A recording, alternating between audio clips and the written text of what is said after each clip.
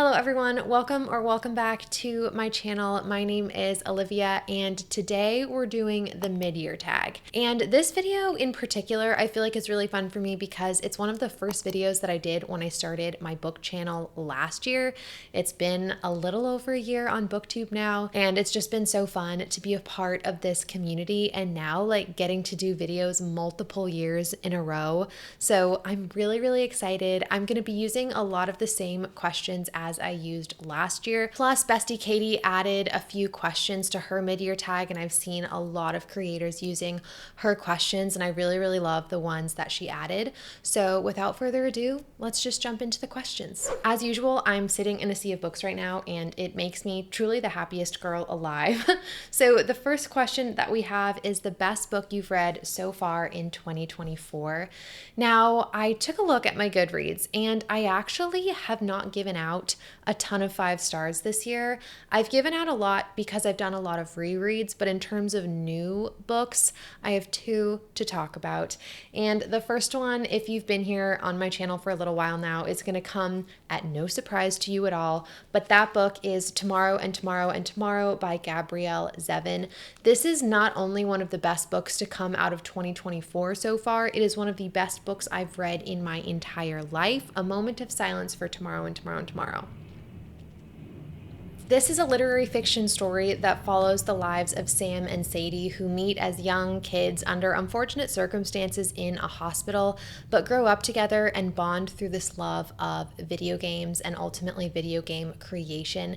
It's such a beautiful story. If you're into morally gray characters, deeper meaning, yeah, this story is so amazing and easily one of my new all-time favorite books.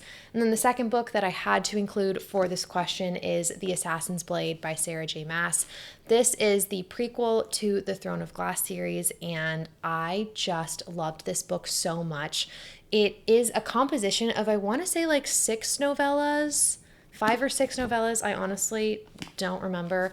I did annotate this entire book, and it made me laugh, it made me cry, and honestly just made me feel so connected to Selena, our female protagonist in the Throne of Glass series.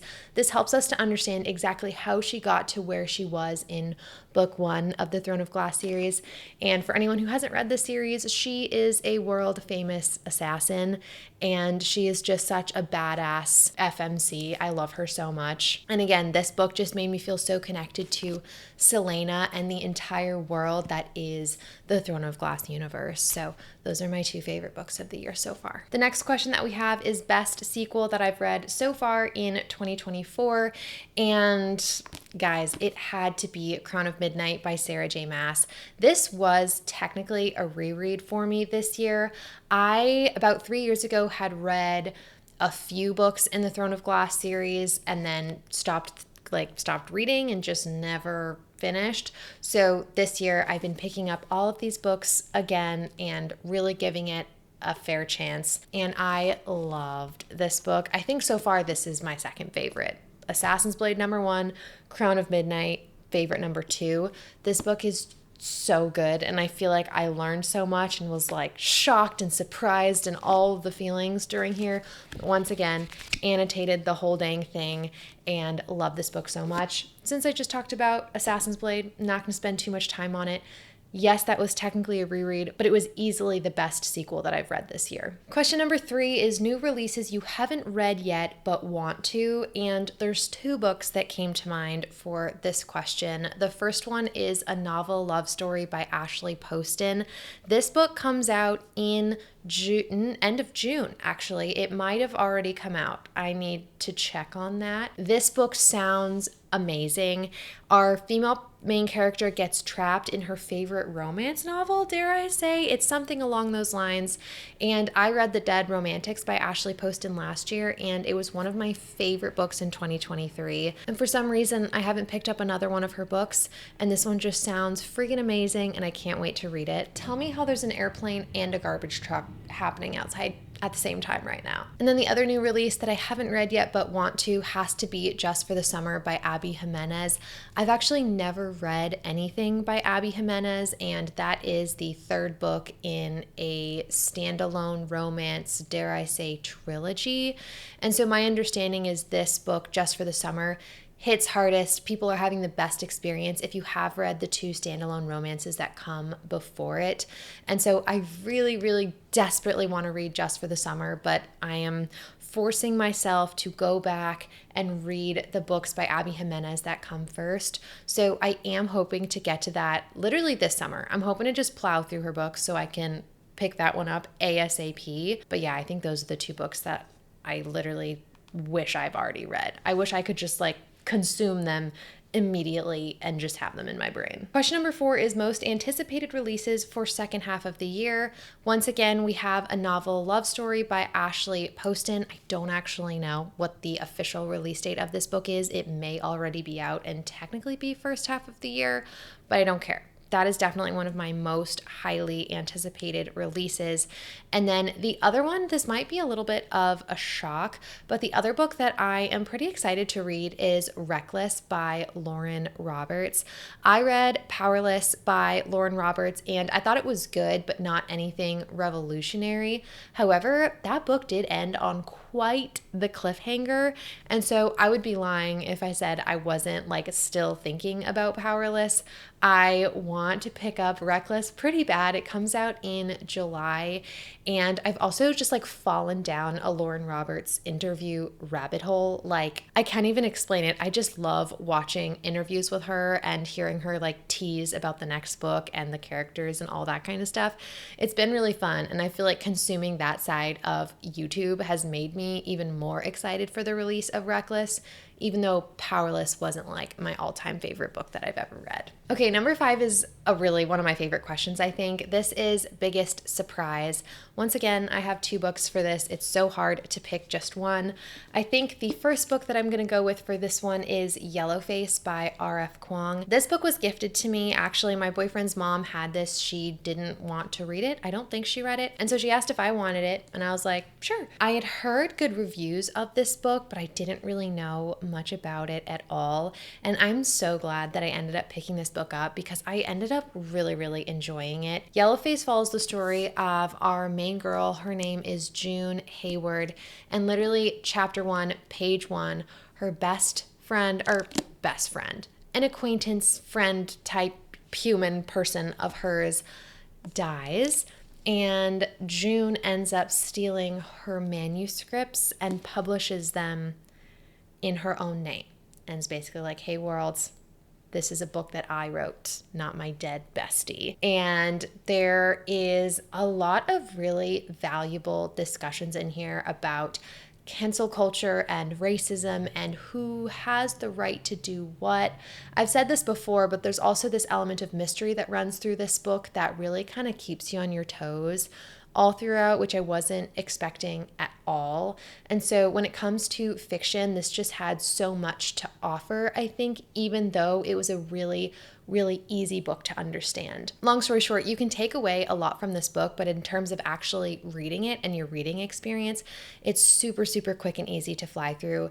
And yeah, I would highly recommend Yellowface. This was a big surprise. I was not expecting to like it as much as I did. And then the other book, or I guess 5 books if we're getting real, is the Heartstopper graphic novels by Alice Oseman. I read all 5 of those this year, and it was kind of on accident. I was scrolling through my library app just seeing what was available now, and Heartstopper Volume 1 was available, and I read it on literally my Kindle, guys, and I ended up totally loving it. I could not stop myself from literally just like binging the entire series, and now I cannot wait for Volume 6.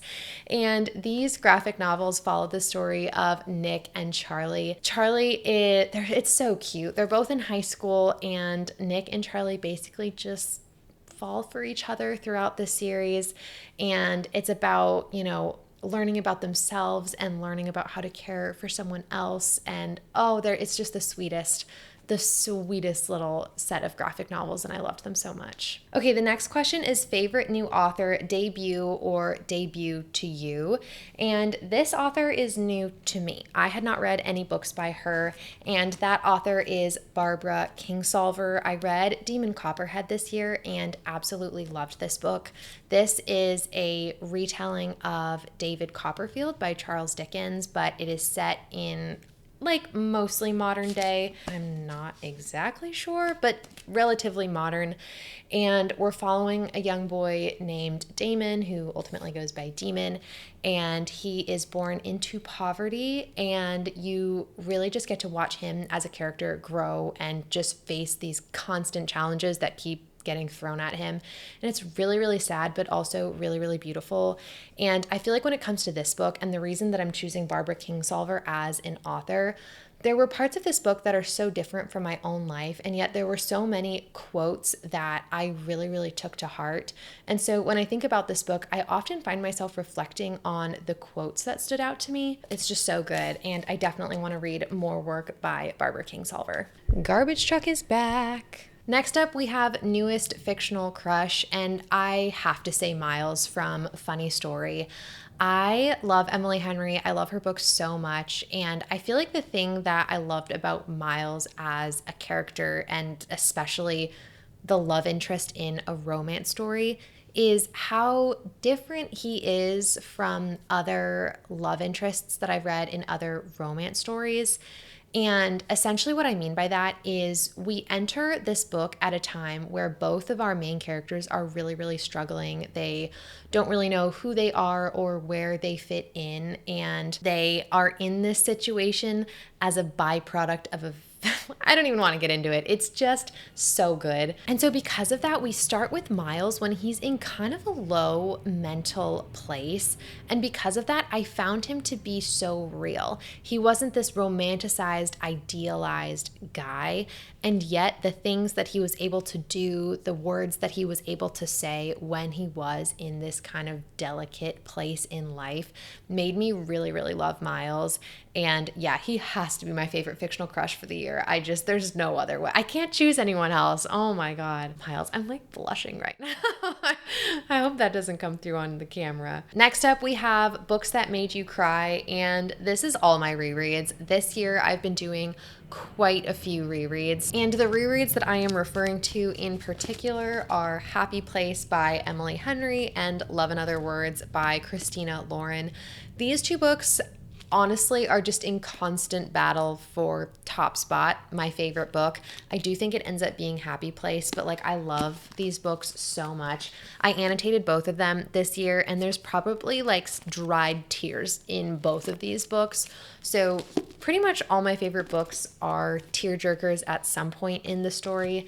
And then one other book, oh, this is actually going to be a little inconvenient, but I wanted to choose one book that was technically new to me this year, and that is The Assassin's Blade, once again, by Sarah J. Maas. This book, if you know, you know, there are things that happen all throughout, but particularly at the end, that just made me sob like a little baby.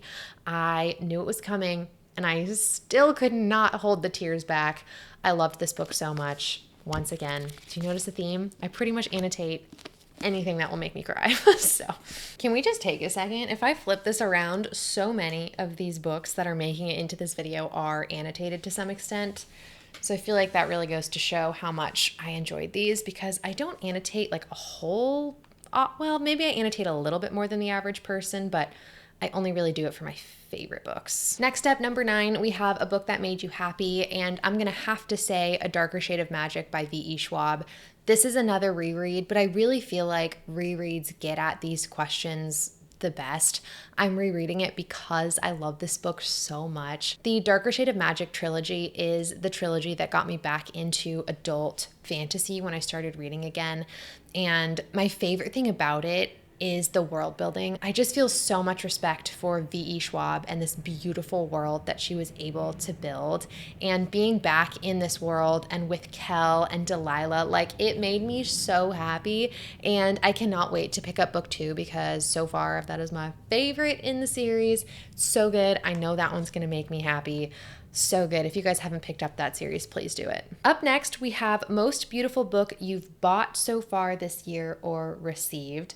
This book I kind of bought and received. My boyfriend got me a gift card to go to Barnes & Noble, take me on a little shopping date. Super, super fun earlier in the year. And with that gift card, I ended up picking up Emily Wilde's Encyclopedia of Fairies. And I'm not really a big special editions, beautiful book girl. I am very content to read a lot of books on my Kindle, to pick things up from the library, to check things out digitally from my library. So I never seek out beautiful versions of books, at least not at this point. But Barnes & Noble had a really pretty exclusive edition of this book. And I was like, why not live a little? And I just feel like this cover, and particularly, are they called deckled edges? Is that the proper term?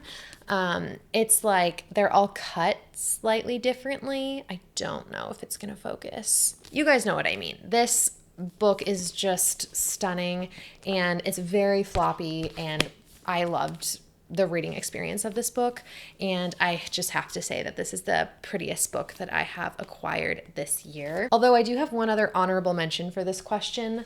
I also received The House of Mirth by Edith Wharton as a gift this year. This one I actually haven't read yet. I need to. It is probably going to be a fall read if I had to guess, and I love the cover of this book. I feel like it was just such a beautifully redesigned classic. It kind of gives like fantasy cover in my opinion, and I just think it's so stunning. So there's nothing like particularly stand out about the rest of the book, but I just love the cover. What books do you need to read by the end of the year? I could have picked a few for this, and also just literally everything in my 12 books to read in 2024 video. I should probably go back and watch that because I don't remember which ones I've read and which ones I haven't. But the two books that immediately come to mind are The Bee Sting by Paul Murray. This was also gifted to me, and quite honestly, the reason that I haven't read this book yet, it's huge, and I also think it's sad. And knowing that I'm going to be sad for how many pages? 645 pages. It hasn't pulled me to grab it, but it's been on my shelf long enough. I really need to pick this book up, and I have a really fun video idea that this book would be a part of, so I just need to sit down and prioritize that video. I think the other reason I haven't picked this up is I haven't been able to find an audiobook version of it from my library. I don't know if my library just doesn't have it or that's not a thing yet. So yeah, I do need to read The Bee Sting. And then the other book that I absolutely need to read, mentioned this earlier, is Part of Your World by Abby Jimenez. This is the first book in that trilogy that I was talking about before, with the third book being Just for the Summer. I need to read this so I can read the rest of the books, and that's that. This one is also a very recent purchase for me, and I'm extremely excited to get to this. Kind of scared this is gonna fall on me. All right, now we're getting into the section of Katie's questions. Thank you so much, Bestie Katie. These are wonderful, beautiful, fantastic chef's kiss questions. First up, we have, what books do you want to reread this year? I've already clearly done a lot. I think I've reread at least 5 or 6 books that I know that I love, but one book that still stands out to me that I really want to reread is Beach Read. Believe it or not, I think I read this when it came out, which I think ends up being my sophomore year of college, sophomore or junior year of college. It's been like 3 or 4 years since I read this book, and it's still one of my favorite books of all time. I don't really remember a ton about it, and yet I hype it up every single second of every single day on my channel. And so I really, really want to do a reread of this book because I know that I'm going to love it probably even more the second time around. I just, for a long time, wasn't prioritizing rereading books because it feels like there's so much to read. So yes, honestly, I'm moving in a few weeks, and if I'm sad in a new city where I don't know anybody, I think this might be the book that I have to pick up. So chef's kiss. All the love to Emily Henry because she really knows how to pick me up when I'm feeling down, and I think Beach Read she's the one for me. My favorite author so far this year, on the same note, it has to be Emily Henry. I read Funny Story and absolutely loved it. I reread Happy Place, absolutely loved it. I want to, as I just said, read Beach Read. Enough said. Then we have books I've been putting off, which is very similar to one of the other questions from before, but I have 2. And the first one is The Atlas 6 by Olive E. Blake. I picked this up at a thrift store. I want to say we're getting close to a year now. It was like $2, and I had to do it. I had to pick this up. And I really feel like this is the kind of fantasy that I'm going to eat up. I know it has to do with something to do with the Library of Alexandria, and already I eat that up. I know there are many different POVs in here. I eat that up. Like, there's so much about this book that I'm really, really interested in. But for some reason, and honestly, this is a little embarrassing, it might be the tiny text. I can't see. For anyone who doesn't know, I have terrible, terrible vision, particularly in one eye. And when books have tiny text, I want to read it on my Kindle. Like, I just don't want to read the physical copy. And so this is actually also on hold at my library. And so I'm kind of thinking if the ebook version becomes available, I might read this that way. So root for me, guys. Hype me up. Let me know why I should read that book. God, we're gonna build this tower up past the frame of the camera. And then the other book that I have been putting off for literally no good reason is Things We Hide from the Light by Lucy Score. Don't have a single reason for you guys. I really, really want to finish that series this year. And I just keep not picking it up. I don't know what's going on. So again, if you guys have good motivational words for me, let me know, because that did get picked in July's TBR once again. So yeah, I'm hoping that this is the year, or no, not the year, the month that I squash that book in particular. Next, we have a book you enjoyed with mixed reviews. And honestly, weirdly, this is the first time I think that my opinions have been pretty consistent with the reviews, or this is not great. I have tended to dislike books with good reviews. So the closest thing that I could find to a book that I enjoyed with mixed reviews was It Happened One Summer by Tessa Bailey. This is an extremely light, fluffy, rom-com-y type book where we have a socialite who gets in a lot of trouble and her stepdad sends her off to this smaller town in, I believe, the Pacific Northwest, and she meets our grumpy fisherman and our grumpy crab fisherman. Excuse me, I've misspoken. And I wasn't expecting to take a lot away from this book. I thought I would have a good time reading it, but I ended up absolutely eating this up. I mean, it is perfect for summertime, and never thought I'd say this, but I would totally read this again. I had so much fun with it. I felt like the banter was hilarious. Our characters were so funny, not realistic at all, in my opinion, but I just had such a good time. And I feel like I've heard mixed reviews about Tessa Bailey as an author and some of her books, mostly I think to do with people's personal preferences in romance. But yeah, I really, really like that one. Next up, we have series that you need to finish before the end of the year. I have two. The first one is the Throne of Glass series. I have, including the book I'm in the middle of, I have 4 books left. So I have a ways to go, and literally the last book is like 1,000 pages long, but I'm thinking, again, once I move to a town where I don't really know anybody and the weather starts to get colder, what else am I going to do besides finish the Throne of Glass series? So I'm feeling surprisingly optimistic about finishing these. Plus, my current read is Queen of Shadows, and I'm loving it. Absolutely loving it. Also, this is terrifying. And then the other series that I do really want to finish this year, and I'm also feeling really good about, is the Chestnut Spring series by Elsie Silver. This is a small town cowboy romance series, and I just have been loving it so much. Again, not quality literature, quality entertainment. And that's exactly what I've needed these last 2 months. So next we have 5-star predictions for the rest of the year. This is fun. I think there's going to be another 5-star in the Throne of Glass series. There's no way that there's not. I'm sure that's coming. And then the other thing, I just have a really good feeling about Abby Jimenez as an author. I've definitely heard her compared to Emily Henry. And considering I love Emily Henry books so far, I'm feeling really optimistic that I could find a 5-star from Abby Jimenez. Question number 7 was, do you think you'll reach your reading goal for the year? Now, funny story about this. My reading goal for 2024 was 24 books, I want to say. I wanted to try to read at least 2 books a month, and I think I've already read 27, so I've already reached my reading goal.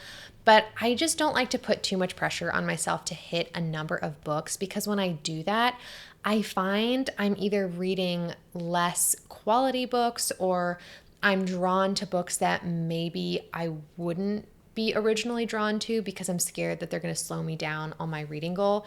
For example, I might not pick up the bee sting because I'm too scared that it's going to take me 2 or 3 weeks to read.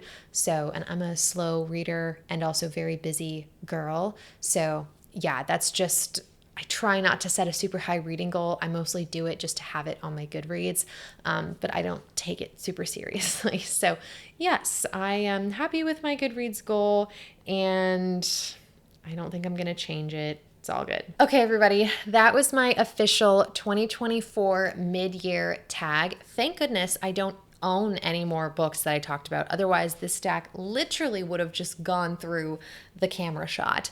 And I'm also feeling blessed that this has not fallen on me yet. So that's another win for the day. I want to tag literally anyone watching this video to either create this video or answer some of the questions down below in the comments. You guys are literally my faves. I love this channel, this community. I feel so grateful to have you all. I've already been sitting here for so long, but I need to do my shout outs and I don't know where my phone is. Give me a second. Walked all over the place just to find I was sitting on it. All right, we're gonna make this super quick. I always like to do shout outs on my channel. I love you guys, my subscribers, this community. It just means so much to me. So really quick, I just wanna give a shout out to @HollyC4624, and you are so sweet. Thank you so much. I definitely read books in all different formats, audiobook, physical book, from the library, on my Kindle, like literally I'll do anything. It's my favorite thing ever. Yeah. Okay, thank you guys so much for watching. I hope you guys are having a great day and a great reading month, and I will see you in the next one. Bye!